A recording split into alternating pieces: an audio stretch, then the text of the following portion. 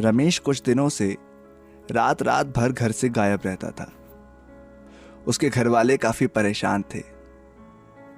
शाम को वो ऑफिस से आकर सीधा अपने कमरे में चला जाता और कमरा बंद करके न जाने क्या करता रहता। जब भाभी चाय पीने के लिए आवाज लगाती तो चुपचाप अपने कमरे से निकल के हॉल के कोने में दुबक के बैठा रहता और चाय की चुस्की लेते फिर फोन से खेलने लगता। बाबूजी उससे बात करने की कोशिश करते तो सिर्फ सवाल का ही जवाब दिया करता।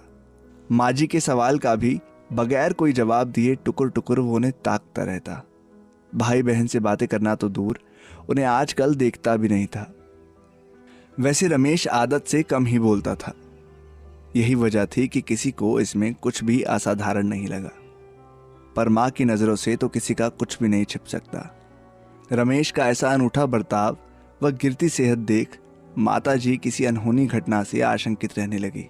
उन्होंने बातों ही बातों में कितनी बार रमेश से उसकी दिल की बातें निकालनी चाही, पर सफल रही।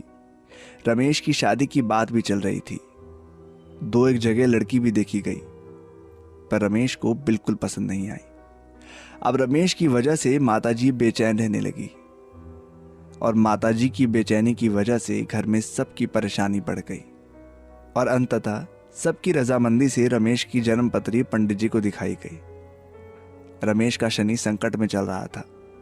इतने में पंडित जी ने घर वालों को एक ओझा से तांत्रिक अनुष्ठान करवाने की सलाह दी। रमेश को बिना बताए ओझा बुलवाया गया, अनुष्ठान रखा गया।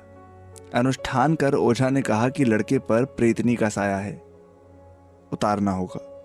तय दिन एक अभिमंत्रित रुमाल रमेश की ज्यादातर पहनने वाले पैंट की जेब से अंदर चुपचाप रख दिया गया और सभी चुपके से रमेश की जासूसी करने तैयार बैठ गए।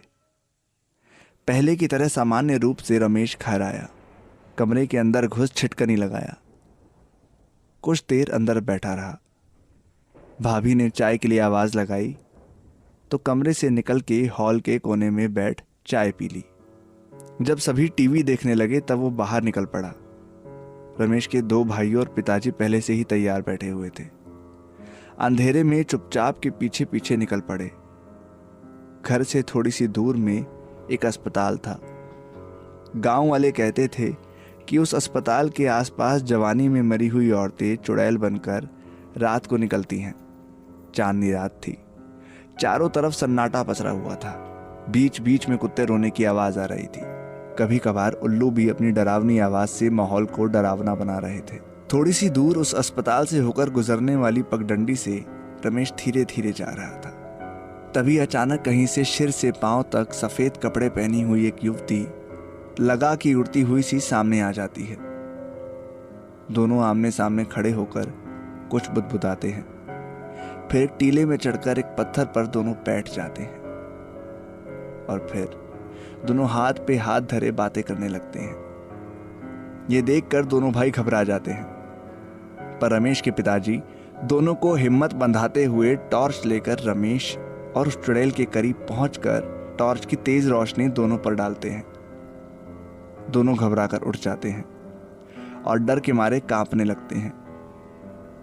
हालांकि रमेश जिस चुड़ैल से मिलने आता था वो कोई और नहीं बल्कि उसी अस्पताल में नर्स का काम करने वाली गांव की ही लड़की रूपाली थी। नर्सिंग में वैसे भी सिर से पांव तक सफ़ेद पहनावा पहनना होता है। इसी वजह से स्याह रात को रूपाली इस पहनावे में दूर से चुड़ैल जैसी दिखती थी। दोनों में गहरा प्यार था, परंतु बदनाम होने के डर से दोनों गांव में नहीं मिलते थे। ऑफिस की वजह से रमेश रूपाली से दिन में नहीं मिल पाता था और जब रूपाली की अस्पताल में नाइट शिफ्ट होती थी, रूपाली कुछ देर के लिए समय निकाल लेती और तब दोनों इसी तरह तसल्ली से मिल पाते थे और कुछ देर के लिए प्यार भरी बातें किया करते थे। कुछ ही दिनों में दोनों घर की रजामंदी से रमेश और रूपाली की शादी हो गई और दोनों खुशी से रहने लगे।